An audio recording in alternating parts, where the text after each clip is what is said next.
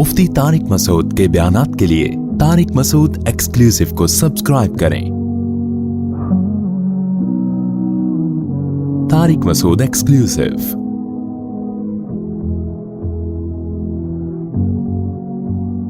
अऊज़ु बिल्लाहि मिनश शैतानिर रजीम बिस्मिल्लाहिर रहमानिर रहीम वमा मनअ अन्नास अन युमिनु इज़ जाअहुमुल हुदा इल्ला अन क़ालू अबअसल्लाहु बशरर रसूला। इससे पहले वाले रुकू में आपको मालूम है कि मुशरिकीन ने नबी सल्लल्लाहु अलैहि वसल्लम से मुतालबा किया कि आप ज़मीन से चश्मे जारी कर दें, आपके लिए बाग हो, खजूर अंगूर के बागात, उनके दरमियान में आप नहरें जारी करें, आपके लिए सोने का महल हो, आप आसमान पे जाएं, वहाँ से हमारे सामने किताब लेकर आएं। इस तरह के और उट पटांग किस्म के मुतालबात किए। उसके जवाब में कुरान ने क्या कहा? सुब्हान रब्बी, आप कह दीजिए मेरा रब हर ऐब से पाक है, मैं एक इंसान हूं और पैगंबर हूं अल्लाह का, तो मैंने खुदा होने का, माबूद होने का दावा नहीं किया।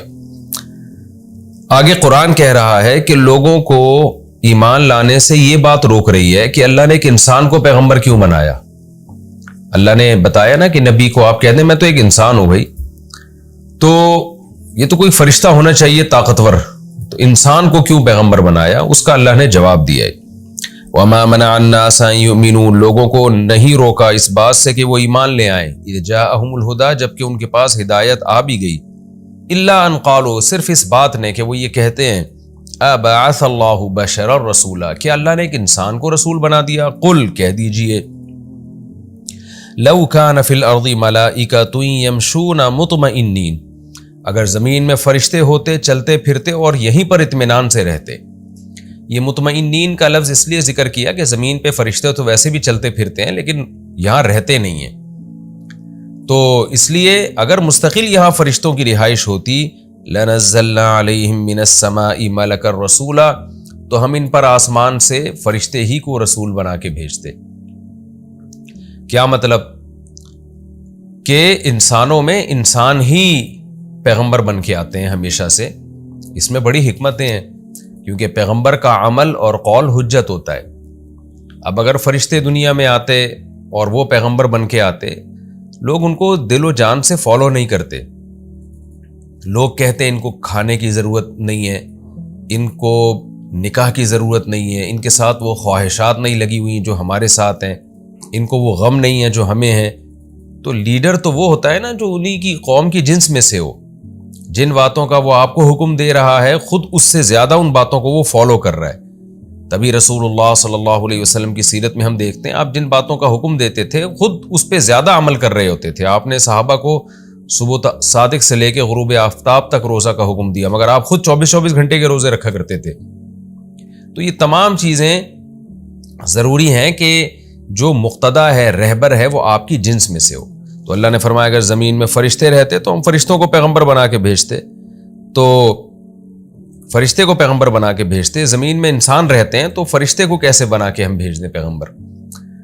यहाँ एक इश्काल होता है कि भाई होता फरिश्ता लेकिन इंसानी शक्ल में आता, तो उसका जवाब कुरान दूसरे मकाम पे दे चुका है, वलौ जअलनाहु मलकन लजअलनाहु रजुलन वललबसना अलैहिम मा यल्बिसून, कि अगर हम किसी फरिश्ते को पैगंबर भेजते तो उसको इंसानी सूरत में भेजते ना, तो फिर मामला फिर लोगों पे मुल्तबिस हो जाता, फिर लोग इस बहस में पड़ जाते कि ये फरिश्ता है कि इंसान है।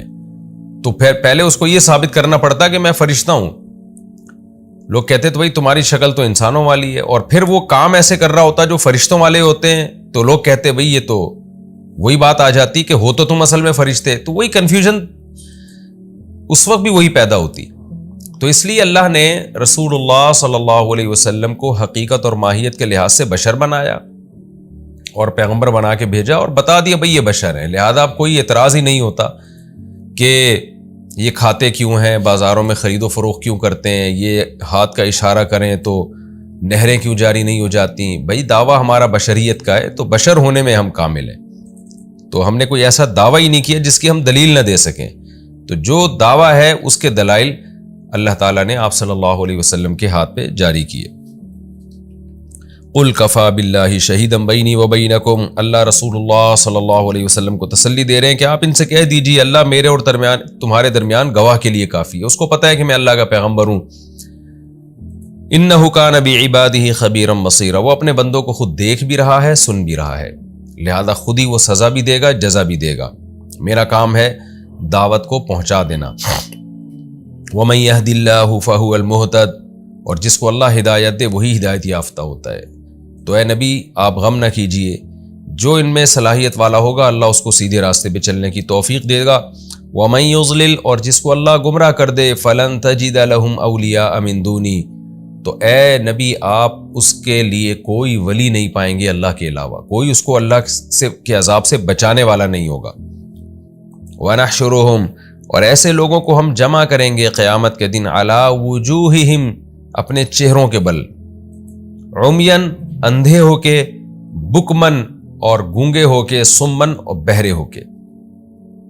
چہروں کے بل کیوں جمع کریں گے؟ احادیث میں اس کی تفصیل آئی ہے کہ الٹے پاؤں چلیں گے، یعنی سر کے بل کھڑے ہوں گے اور چل بھی الٹے رہے ہوں گے۔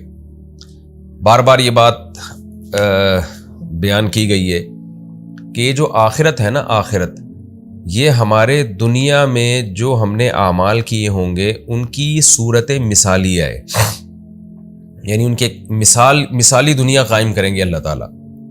جیسے پل صراط جو ہے وہ وہی صراط مستقیم ہے جس پر ہم دنیا میں چلے، تو جو جیسے چلا ہوگا وہاں بھی ویسے ہی چلے گا، اللہ اس کو ایک شکل دے دیں گے۔ تو اسی طرح دنیا میں جو گمراہ لوگ ہیں نا، وہ بالکل ایسے چل رہے ہوتے ہیں جو چلنے کا نیچرل طریقہ بالکل بھی نہیں ہے۔ چلنے کا نیچرل طریقہ کیا ہے کہ آپ سیدھے کھڑے ہوں، پاؤں کے بل کھڑے ہوں اور آگے کی طرف چلیں آپ، اور سامنے دیکھ کے چلیں، یہ نیچرل طریقہ ہے۔ یہ لوگ چونکہ ہدایت کے راستہ جہاں تھا نا، اس سے بالکل نہ صرف یہ کہ اس راستے پہ چلے، بلکہ انہوں نے چلنے کے لیے اپنے پاؤں بھی استعمال نہیں کیے۔ جو اللہ نے ان کو صلاحیت دی تھی نا ٹانگوں کی چلنے کے لیے، تو سیدھے راستے پہ چلنے کے لیے جو اللہ نے انسان کو صلاحیتیں دی ہیں، وہ صلاحیتیں بھی انہوں نے استعمال نہیں کی، اور چلے بھی الٹے راستے پر۔ تو اس کی صورت مثالیہ قائم کی جائے گی کہ اللہ ان کو الٹا کر دے گا قیامت کے دن، اور پھر الٹی طرف چلیں گے سر کے بل، کہ تم ایسے دنیا میں سیدھے راستے پہ چلے تھے، آج بھی ایسے ہی چلو گے۔ اور یہی مثال ہے عمین، اندھا کر کے بھی اٹھائیں گے۔ قال ربی لما حشرتنی اعمی وقد کنت بصیرا، وہ کہیں گے اللہ ہم تو بینا تھے، تو نے ہمیں اندھا کیوں اٹھایا؟ تو یہاں بھی یہی ہے کہ تم سیدھے راستے سے اندھے ہو گئے تھے، تم نے ان آنکھوں کو سیدھا راستہ دیکھنے کے لیے استعمال نہیں کیا، ایسے تھے جیسے تمہیں نظر ہی نہیں آ رہا، تو آج بھی تمہیں اللہ اندھا کر دے گا۔ اور تم حق بیان کرنے سے گونگے تھے، تو آج تمہیں اللہ حقیقت میں گونگا کر دے گا۔ اور حق سننے سے تم بہرے تھے، تو آج تمہیں اللہ حقیقت میں بہرا کر دے گا۔ احادیث کو اگر ہم دیکھتے ہیں تو اس سے پتہ چلتا ہے یہ کچھ وقت کے لیے ہوگا، ان کو سزا دینے کے لیے، ان کو ان کی حقیقی کیفیت بیان کرنے کے لیے، یعنی کچھ وقت کے لیے اوندھا چلایا جائے گا، اندھا بہرا گونگا کر دیا جائے گا۔ اس کے بعد یہ صلاحیتیں ان کی بحال کر دی جائیں گی تاکہ وہ قیامت کی ہولناکیوں کو اپنی آنکھوں سے دیکھیں، اور پھر وہ اللہ کے سامنے پکاریں گے کہ ربنا اخرجنا منہا، ہمیں جہنم سے نکال دے یا ہمیں دنیا میں ایک دفعہ بھیج دے۔ تو یہ قوت گویائی بھی بحال کر دی جائے گی، قوت سماعت بھی بحال کر دی جائے گی، اور جو ہے بجائے سر کے بل چلنے کے پاؤں کے بل چلیں گے۔ تو یہ میدان حشر میں ان کو جو سزا دی جائے گی نا، ان سزاؤں میں سے ایک سزا ہے یہ، اور یہ کچھ وقت کے لیے ہوگی۔ قرآن کی اگر تمام آیات کو ہم دیکھتے ہیں تو اس سے یہی پتہ چلتا ہے کہ یہ مستقل میدان حشر میں سزا نہیں ہوگی، بلکہ ان کی وہ کیفیت جو دنیا میں تھی اس کو اللہ مثال سے سمجھانے کے لیے کچھ وقت کے لیے ان کو اس عذاب میں مبتلا کریں گے۔ مأواہم جہنم، اللہ فرماتے ہیں اور ان کا ٹھکانہ جہنم ہوگا۔ کلما خبت، جب بھی وہ جہنم کی آگ بجھنے لگے گی، زدناہم سعیرا، ہم ان میں اضافہ کر دیں گے بھڑکانے کے اعتبار سے، یعنی اس آگ کو ہم بھڑکا دیں گے۔ ذالک جزاؤہم بانہم کفروا بآیاتنا، یہ ان کی جزا ہے۔ اے اللہ اتنی سخت سزا کیوں دے رہا ہے؟ جہنم کی آگ میں جلیں گے، ٹھنڈی ہونے لگے گی تو اس آگ کو اور بھڑکا دیا جائے گا۔ تو اللہ کہتے ہیں ان کا جرم بہت بڑا ہے۔ وہ جرم کیا ہے؟ کفروا بآیاتنا، انہوں نے ہماری آیات کا، نشانیوں کا، آیات سے اللہ کی نشانیاں جو آفاق عالم میں نظر آتی ہیں ہمیں، جن کو دیکھ کر بنانے والے پر استدلال کیا جا سکتا ہے، وہ آیات بھی مراد ہو سکتی ہیں، اور آیات سے قرآن کی آیات بھی مراد ہو سکتی ہیں۔ انہوں نے ہماری آیات کا انکار کیا تھا، وقالو، اور کیا کہا کرتے تھے، یعنی جب ہماری آیات میں ان کو بتایا جاتا تھا نا کہ مرنے کے بعد زندہ ہوگے، حساب و کتاب ہوگا، تو یہ کیا کہتے تھے؟ اذا كنا عظاما، جب ہم ہو جائیں گے ہڈیاں، ورفاتا، ریزہ ریزہ ہو جائیں گے، انا لمبعوثون، تو کیا ہم دوبارہ اٹھائے جائیں گے، خلقا جدیدا، ایک نئی تخلیق میں، یہ کیسے ممکن ہے؟ اولم یروا، اللہ کہتے ہیں کیا انہوں نے دیکھا نہیں؟ دنیا میں دیکھا نہیں تھا انہوں نے؟ صبح شام دیکھ رہے تھے اپنی آنکھوں سے، وہ کیا دیکھ رہے تھے؟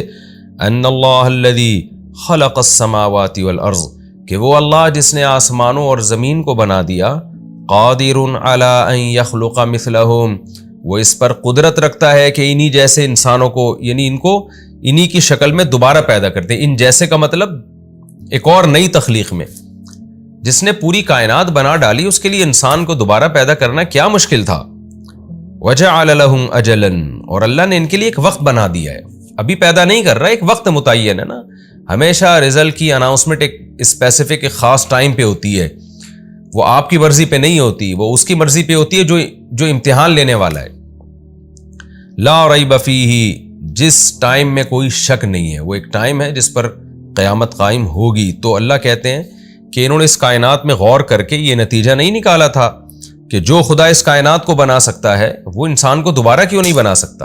اور آج کے انسان کو دیکھیں کیسے بدبخت ہو گئے ہیں، وہ کہہ رہے ہیں کہ یہ کائنات ہی خود ہی بنی ہے، یعنی یہ تو اس سے بھی بڑا جرم ہو گیا نا۔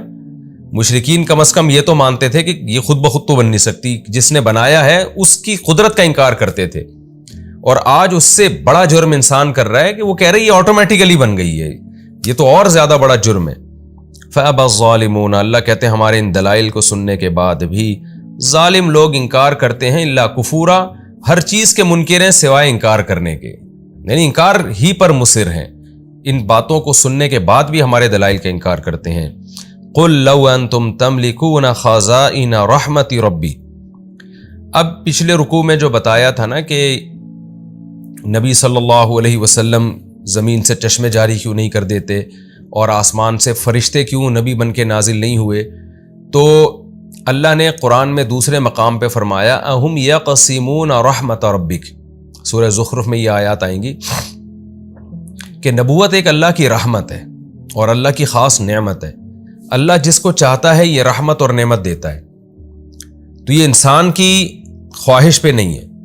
تو آگے اللہ فرماتے ہیں کہ جیسے میرے بہت بڑے خزانے ہیں، ان خزانوں میں سے خزانہ نبوت بھی ہے، تو انسان کی حالت یہ ہے، مشرکین یہ کہتے ہیں کہ گویا یہ ہمیں فیصلہ ہونا چاہیے کہ یہ ہمیں اختیار ہونا چاہیے کہ نبوت کس کو ملنی چاہیے۔ جیسے وہ یہ کہا کرتے تھے نا کہ لولا انزل ھذا القرآن علی رجل من القریتین عظیم، مکہ اور طائف میں جو قوم کا بہت بڑا سردار ہے، مالدار ہے، اس پہ نبوت نازل کیوں نہیں ہوئی، اس کو نبی کیوں نہیں بنایا گیا؟ محمد صلی اللہ علیہ وسلم تو یتیم ہے، مسکین ہے، آپ کو کیوں نبی بنایا گیا ہے؟ تو ان کے اس طرز عمل سے ایسا لگتا تھا جیسے وہ نبوت کے ٹھیکیدار سمجھتے ہیں اپنے آپ کو، کہ ہم دیں گے جس کو چاہیں گے نبوت۔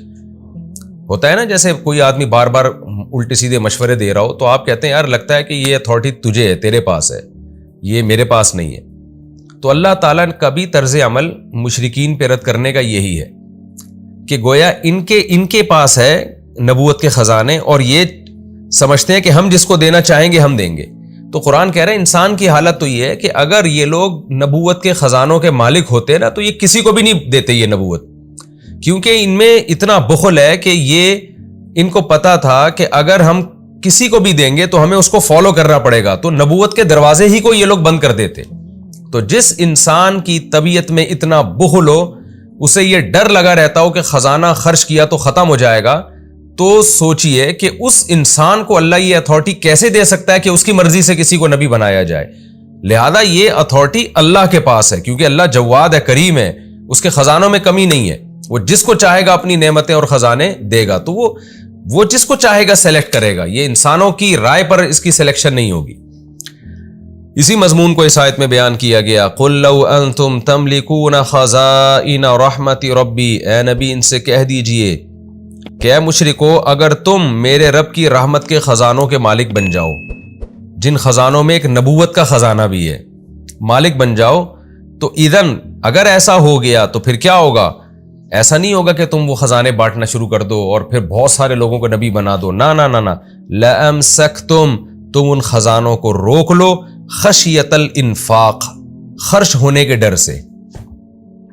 جیسے کہ انسان کروڑ پتی بھی ہوتا ہے نا، تو جو آخرت پر ایمان نہیں رکھتے طبیعت میں بخل ہوتا ہے کہ ختم نہ ہو جائے، ختم نہ ہو جائے. حالانکہ بھائی اتنا اللہ نے دیا ہے تو کہاں سے ختم ہوگا. تو ایسے ہی اللہ کہتے ہیں کہ اے نبی ان سے کہہ دیجئے تم اللہ کے خزانوں کے مالک بن گئے جن میں ایک نبوت بھی ہے، تو تمہیں تو یہ ڈر لگا رہے گا کہ کہیں یہ خزانہ خالی نہ ہو جائے. حالانکہ یہ خزانہ خالی ہو سکتا نہیں ہے. اس کی مثال ایسے جیسے بعض لوگ علم میں بخیل ہوتے ہیں، آپ ان سے کوئی بات پوچھیں وہ نالج شیئر کرتے ہوئے کنجوسی سے کام لے رہے ہوتے ہیں. حالانکہ بھئی کنجوسی اس میں کیسی؟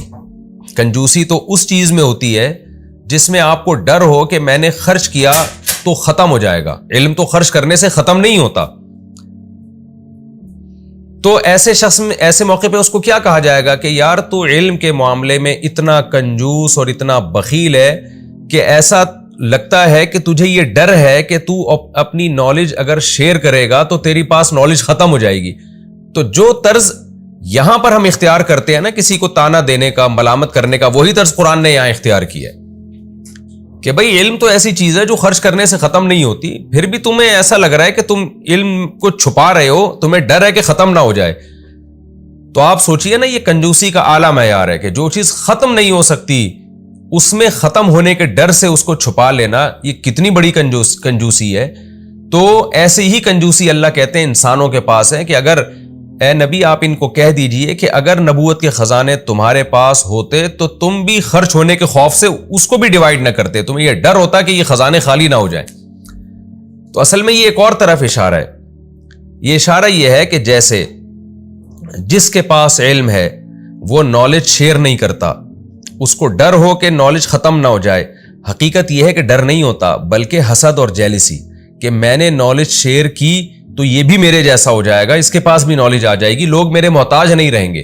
تو اصل میں خوف اس بات کا ہوتا ہے، لیکن لیول کیا لگتا ہے کہ ختم نہ ہو جائے، یہ نالج ختم نہ ہو جائے. تو یہاں بھی اصل میں قرآن یہ بتانا چاہ رہا ہے کہ ان کے دل میں حسد ہے کہ اگر ہم نے نبوت، اللہ کہتے ہیں ہم نبوت کے خزانے ان کو دے دیتے تو پھر بھی یہ روک لیتے حسد کی وجہ سے کہ فلاں کو نبوت مل گئی تو ہمیں اس کو فالو کرنا پڑے گا، لہذا کسی کو بھی نہیں دیتے. اور ان کا معاملہ ایسے ہوتا جیسے اس شخص کا معاملہ ہوتا ہے جو خزانے خالی ہونے کے خوف سے خزانوں کو روک لے. تو اللہ تعالیٰ چونکہ جواد اور کریم ہے، وہ خرچ کرتا ہے، تو اس میں نبوت کا ایک بھی خزانہ ہے، جس کو چاہتا ہے نبی بناتا ہے. وَقَانَ الْإِنسَانُ قَتُورًا، اللہ کہتے ہیں انسان تو ہے ہی روکنے والا، بخیل ہے. یعنی انسان سے مراد ظاہر ہے وہ لوگ جو آخرت پر ایمان رکھتے ہیں وہ اس فہرست میں داخل نہیں ہیں، لیکن عمومی طور پر انسانوں کی حالت یہی ہے کہ وہ روکنے والا ہے. تو جب عام خزانوں کو انسان روک لیتا ہے، اس میں خرچ کرتے ہوئے ڈرتا ہے، علم کو روک لیتا ہے، اس میں خرچ کرتے ہوئے ڈرتا ہے، تو نبوت تو بہت بڑی چیز ہے. ہم اگر لوگوں کو نبوت کے خزانے دے دیتے کہ خود جس کو چاہو بانٹتے پھرو، تو وہ کسی ایک کو بھی پیغمبر نہ بناتے اور انہی خزانوں کو لے کے قبر میں دفن ہو جاتے. تو لہذا یہ اتھارٹی انسانوں کے پاس نہیں ہے بلکہ یہ اتھارٹی خدا کے پاس ہے. وہ جس کو چاہے گا پیغمبر بنائے گا اور جس کو چاہے گا نبوت کی نعمت سے محروم کر دے گا.